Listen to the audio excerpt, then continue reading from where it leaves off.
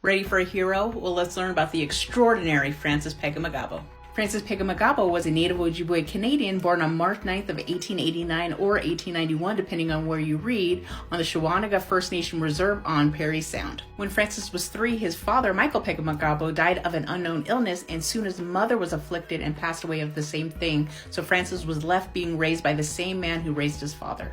At the start of the First World War, the Canadian government discouraged and excluded the Indigenous from enlisting, but that didn't stop Francis. He still enlisted immediately when he was given the chance. Upon his enlistment, he was assigned to the 1st Canadian Infantry Battalion, and in September of 1914, he was sent overseas to be trained in England, where Francis became known as Peggy to his comrades. And why would he do this, you ask? Well, it's said that it's because he wanted to go to war to make his mark as a warrior, much like his ancestors before him did. After training, Francis and his regiment were sent to France in 1915, along with about 20,000 others in the 1st Canadian Division. Francis was engaged in some fierce fighting at the Second Battle of Ypres in April of 1915.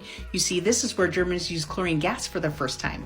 Francis survived, but the 1st Battalion lost half his strength in about 3 days. During the war, Francis acquired a fierce reputation as being a deadly sniper, and he's credited to about 378 kills, and they said of him, his iron nerves, patience, and superb marksmanship helped make him an outstanding sniper. In June of 1916, he fought in the Battle of Mount Sorrel, where he captured 3 German prisoners, and over the course of the war, he's credited to the capture of approximately 300 prisoners. At the Battle of Somme in 1916, he received a gunshot wound to the leg, and despite his injuries, he still returned to the battlefield.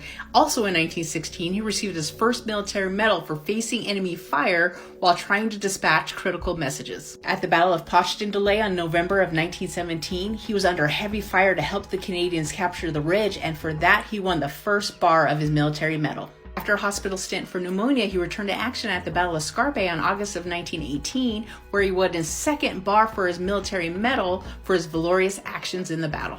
After the war was over, Francis Pegahmagabow became one of the most highly decorated soldiers in Canadian military history. Only 38 other Canadian men received the honor of having 2 bars. He was also awarded the 1914-15 Star, the British War Medal, and the Victory Medal. Sadly, Francis Pegahmagabow passed away on August 5th of 1952 at the age of 64 of a heart attack after suffering years from badly damaged lungs from the war.